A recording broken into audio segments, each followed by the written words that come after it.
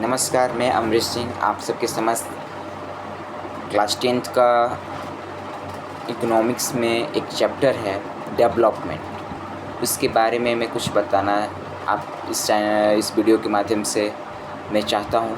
तो मैं उम्मीद करता हूँ कि आप सब मेरी बातों को ध्यान से ज़रूर सुनेंगे, ठीक है। और एक से दूसरे स्टूडेंट के पास इस वीडियो को ज़रूर ही शेयर करेंगे ताकि वो लोग भी कुछ सीख पाएँ इस वीडियो के माध्यम से, ठीक है। सबसे पहले मैं बताना चाहूँगा कि डेवलपमेंट होता क्या है। तो first of all the betterment of anything that is known as development. The betterment of anything that is known as development, ठीक है। अब मैं बताना चाहूँगा कि डेवलपमेंट जो होता है वो सबके लिए अलग अलग होता है। मतलब ज़रूरी नहीं है कि जो मेरे लिए डेवलपमेंट है वही आपके लिए भी डेवलपमेंट होगा, वही वर्कर्स के लिए भी डेवलपमेंट होगा, ठीक है। सबके लिए डेवलपमेंट जो होता है वो अलग अलग तरीके का होता है। जैसे मेरे लिए डेवलपमेंट क्या है कि मैं अच्छे से पढ़ लिख जाऊँ। वर्कर्स जो काम कर रहे हैं दिन रात, उनके लिए क्या डेवलपमेंट हुआ कि वो जो दिन रात मेहनत किए हैं उनका जो इनकम है उसको और बढ़ा दिया जाए, इंक्रीज़ कर दिया जाए। तो उनका डेवलपमेंट क्या होगा कि उनका इनकम है उसको इम्प्रूव कर दिया जाए, उसमें मतलब कि और थोड़ा बढ़ा दिया जाए। ये उनके लिए क्या होगा, डेवलपमेंट होगा। अब ये एक टॉपिक है, what may be development for one not be developments for others, it may be destructive. मतलब ज़रूरी नहीं है कि जो मेरे लिए डेवलपमेंट है वही सबके लिए होगा। इसका मतलब ये निकलता है कि जो एक लोग के लिए डेवलपमेंट है ज़रूरी नहीं है कि वो सबके लिए वही डेवलपमेंट ही होगा, ठीक है। जैसे कि मैं एक एनसीईआरटी के मैं एग्जाम्पल के तौर पर मैं आपको बताना चाहूँगा, जैसे कि डैम बनाना कुछ लोग के लिए, जैसे कि डैम बनाना कुछ लोग के लिए डेवलपमेंट है और कुछ लोग के लिए नहीं। ये एनसीईआरटी के एक एग्जाम्पल में है। जैसे कि मैं बताना चाहूँगा कि डैम अगर हम किसी शहर में बनाते हैं तो उससे कई सारे फ़ायदे हैं। जैसे कि पूरे शहर में बिजली सप्लाई होगा, ठीक है, साथ ही साथ वाटर भी सप्लाई होगा, ठीक है। लेकिन ये कुछ लोग के लिए डेवलपमेंट होगा, लेकिन डैम बनाना कुछ लोग के लिए डेवलपमेंट नहीं भी है। जैसे कि वो लोकल लोग जो कि डैम के आसपास रहा करते थे, ठीक है, उनको डैम के कंस्ट्रक्शन के कारण उनको हटा दिया गया वहाँ से, ठीक है। तो उन लोग के लिए डेवलपमेंट नहीं होगा, ठीक है। इसलिए वो डैम के आसपास नियर में रहा करते थे, वो लोकल लोग थे, ठीक है। बट उनको डैम कंस्ट्रक्शन के कारण उनको वहाँ से हटा दिया गया, तो उनके लिए डेवलपमेंट नहीं होगा, ठीक है। अब हमारा दूसरा टॉपिक आता है मेटेरियलिस्टिक और नॉन मेटेरियलिस्टिक, ठीक है। मेटेरियलिस्टिक क्या होता है? मेटेरियलिस्टिक का मतलब होता है घर लेना, कपड़ा लेना, बंगला लेना, जूते लेने, ठीक है। और नॉन मेटेरियलिस्टिक का मतलब क्या होता है? इक्वलिटी होना, फ्रेंडशिप होना, दैट इज़ नॉन मेटेरियलिस्टिक, ठीक है। इक्वलिटी होना, फ्रेंडशिप होना, फ्रीडम होना, ये क्या है? नॉन मेटेरियलिस्टिक है, ठीक है। अब मेरा तीसरा टॉपिक है नेशनल डेवलपमेंट। क्या है? नेशनल डेवलपमेंट, ठीक है।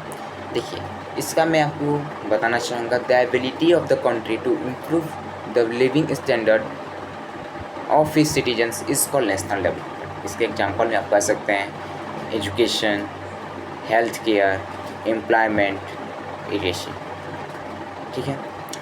अब मैं आपको बताना चाहूँगा कि कैसे हम कंपेयर कर सकते हैं एक से दो स्टेट्स को, एक से दो कंट्रीज़ को। उसका प्रोसेस क्या, मतलब कि एक से दो स्टेट्स, एक से दो कंट्री को हम किस प्रकार से कंपेयर करेंगे, ठीक है। तो उसको मैं आपको बताना चाहूँगा, ठीक है। सबसे पहले उसका एक फॉर्मूला आता है, ठीक है, टोटल इनकम बटा टोटल पॉपुलेशन। टोटल इनकम बटा टोटल पॉपुलेशन बराबर per capita income. Total income बटा टोटल पॉपुलेशन बराबर पर कैपिटा इनकम, ओके। ये उसका फार्मूला है। मैं आपको एक बताना चाहूँगा एक ट्रिक के माध्यम से, ठीक है। जैसे कि 4 लोग हैं, कितने लोग हैं? मान लीजिए किसी स्टेट में या फिर किसी कंट्री में 4 लोग हैं, वहाँ का पॉपुलेशन है 4, ठीक है, ठीक है। एक चाहे मान लीजिए 5 मान लीजिए, ठीक है, 5 मान लीजिए किसी स्टेट में या फिर किसी कंट्री में पॉपुलेशन है, ठीक है। और वहाँ के पर कैपिटा इनकम 20 है। पर कैपिटा इनकम कितना है? 20 है। टोटल इनकम बटा टोटल पॉपुलेशन होगा बराबर पर कैपिटा इनकम। तो टोटल इनकम कितना होता है किसी मतलब वो स्टेट का 20 रुपीज़। सबसे पहले उसको 20 लिख देंगे, ठीक है। फिर बटे में टोटल पॉपुलेशन, वहाँ का टोटल पॉपुलेशन कितना होगा? कितना है 5 है, तो 5, ठीक है। तो 5 को जो है 20 से क्या करेंगे, डिवाइड कर देंगे। इट मीन्स टोटल पॉपुलेशन को टोटल इनकम से डिवाइड कर देंगे। क्या करेंगे, टोटल पॉपुलेशन को टोटल इनकम से डिवाइड कर देंगे। बराबर कितना आएगा, 4 आएगा, ठीक है। 4 क्या होगा, पर कैपिटा इनकम, ठीक है। पर कैपिटा इनकम का मतलब कि वहाँ हर लोग उस स्टेट का या फिर उस कंट्री के हर लोग 4 रुपये वहाँ पे कमा रहे हैं।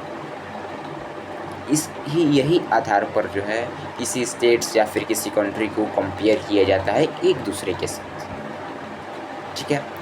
फॉर्मूला क्या है, टोटल इनकम बटा टोटल पॉपुलेशन बराबर पर कैपिटा इनकम, ठीक है।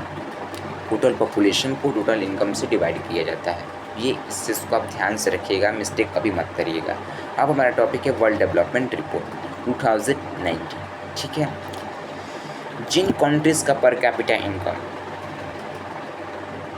ठीक है, 49,300 है या फिर इससे एबव है, उसको डेवलप कंट्री में कहा जाएगा। जैसे कि अमेरिका, वहाँ का हर एक लोग 49,300 रुपये कमाते हैं या फिर उससे प्लस ही कमा रहे हैं, तो वो क्या है, डेवलप कंट्री है, ठीक है।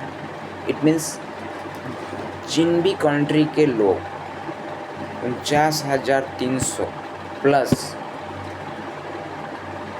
उनका इनकम है, वो कंट्री डेवलप कंट्री में आएगी। जिस कंट्री का पर कैपिटा इनकम 49,300 है या फिर उससे प्लस है, उससे बोलते हैं डेवलप कंट्री। जैसे कि अमेरिका हो गया, ठीक है।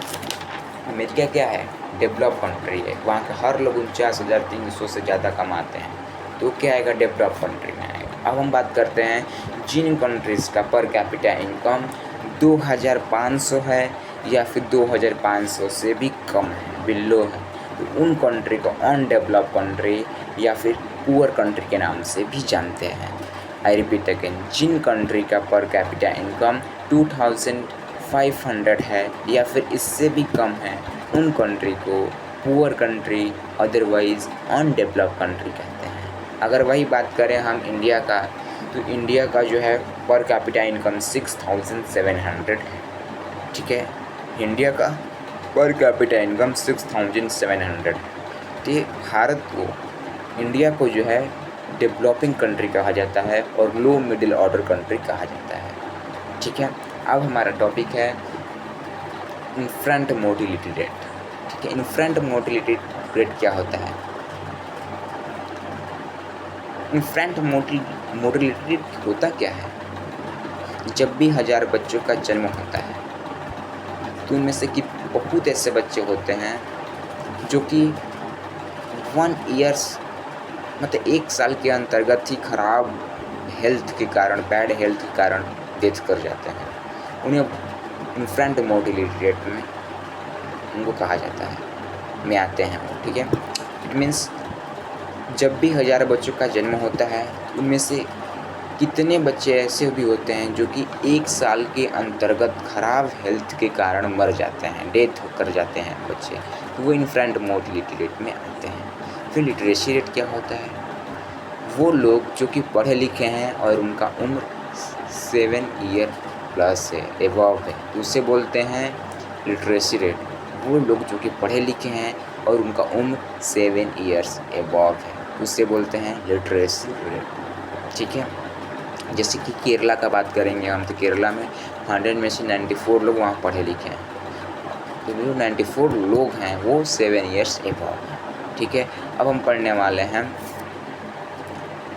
नीट अटेंडेंस रेशियो, ठीक है। नीट अटेंडेंस रेशियो क्या होता है, जो स्कूल जाने वाले बच्चे हैं, ठीक है, 14 से 15 साल के जो स्कूल जाने वाले जो बच्चे हैं, उनमें से कितने बच्चे डेली स्कूल जा रहे हैं, उसे नीट अटेंडेंस रेशियो कहते हैं। एक बार मैं और इसको रिपीट करना चाहूँगा, जो स्कूल जाने वाले बच्चे हैं 14 से 15 साल के, उनमें से कितने ऐसे बच्चे हैं जो कि डेली स्कूल जाते हैं, उसे जानने के लिए नीट अटेंडेंस रेशियो किया गया है, ठीक है। अब हम लोग पढ़ने वाला है, देखिए पैसा, ठीक है। अगर आप किसी कंट्री या फिर स्टेट को आप कंपेयर कर रहे हैं, ठीक है, तो केवल आप उसको पर कैपिटा इनकम से ही आप उसको कम मत करिएगा, इसलिए कि पर कैपिटा इनकम के हिसाब से आप किसी कंट्री या फिर स्टेट को डेवलप नहीं कर सकते हैं। जैसे कि हमारे हरियाणा में जो हरियाणा है कंट्री में, वहाँ का पर कैपिटा इनकम केरला से भी ज़्यादा है, बहुत ज़्यादा है केरला से, ठीक है। लेकिन वही बात करें हरियाणा, लिटरेसी रेट में भी केरला से कम है, नेट अटेंडेंस रेशियो में भी केरला से कम है, और साथ ही साथ इन्फेंट मोर्टिलिटी रेट में भी वहाँ का कंडीशन सही नहीं है, ठीक है। बिहार का तो आप हाल देख ही रहे हैं, ठीक है। तो मैं आपको बताना चाहूँगा कि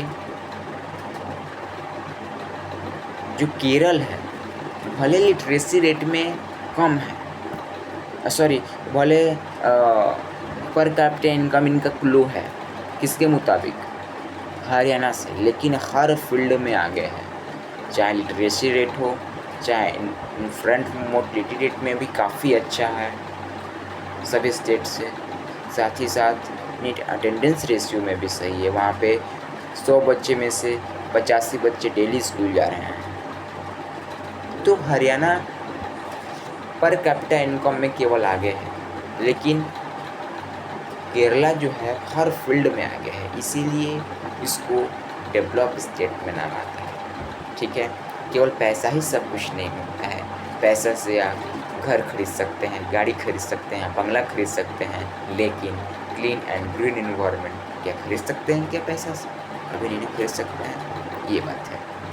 अब मैं आपको बताना चाहूँगा बॉडी मास इंडेक्स, BMI क्यों होता है? BMI इसलिए होता है कि हम कितने मोटे हैं, कितने पतले हैं, कि बहुत ज़्यादा पतले हैं, कि बहुत ही ज़्यादा मोटे हैं, इसलिए BMI होता है, बॉडी मास इंडेक्स होता है, ठीक है। कि बहुत ज़्यादा पतले हैं, कि बहुत ज़्यादा मोटे हैं, कि पतले हैं कि मोटे हैं, ये जानने के लिए बॉडी मास इंडेक्स किया जाता है, ठीक है। अब हम एक क्वेश्चन है बनता है, या how is find body mass index, हम बॉडी मास इंडेक्स को कैसे फाइंड कर सकते हैं?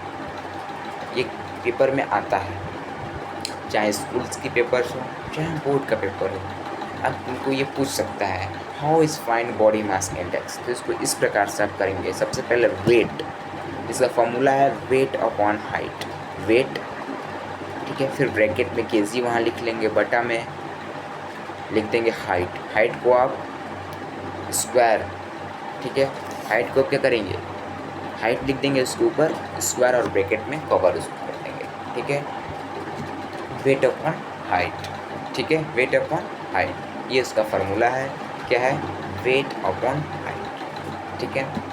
वेट को केजी में करेंगे और हाइट को मीटर स्क्वायर में कर देंगे, ओके।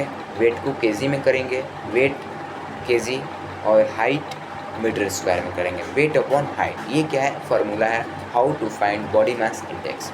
तो उसको इसी फार्मूला से हम लोग इसको फाइंड कर सकते हैं, वेट अपॉन हाइट के फार्मूला से, ठीक है।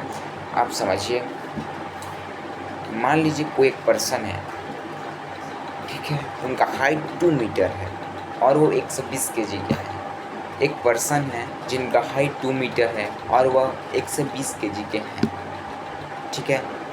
तो हम क्या करेंगे, हमें फॉर्मूला में क्या बताया था, वेट अपॉन हाइट।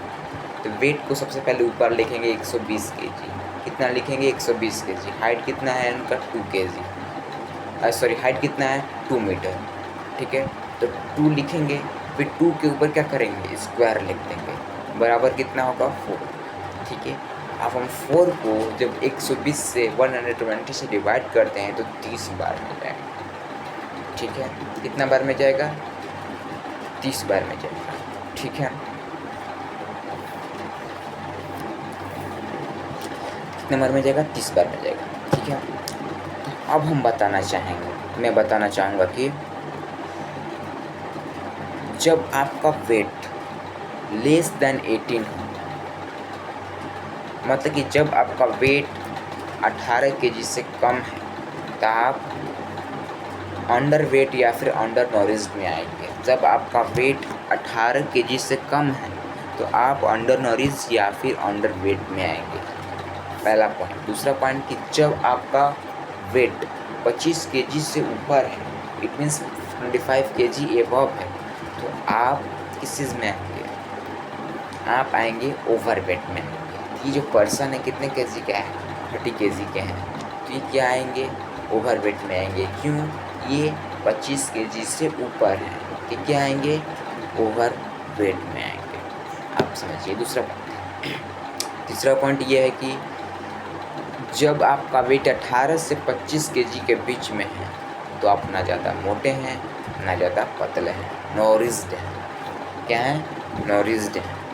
ठीक है, ये बुक के हिसाब से मैं आप सबको बता रहा हूँ, कुछ एक्स्ट्रा मैं नहीं बता रहा हूँ। कि एक बार मैं और इस चीज़ को क्लियर करना चाहूँगा। ठीक है, जब आपका वेट लेस देन 18 केजी है तो आप अंडर वेट में आएंगे। ठीक है, या फिर अंडर नॉरिज्ड में।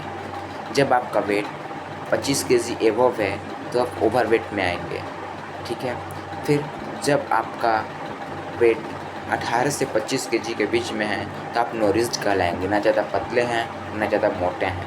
ठीक है, तो ये रहा हमारा डेवलपमेंट चैप्टर इन शॉर्ट। ठीक है, सबसे पहले हम जो मैं आपको फार्मूला बताया वेट अपॉन हाइट, इसको आप इस क्वेश्चन मतलब उससे आप क्वेश्चन को करेंगे।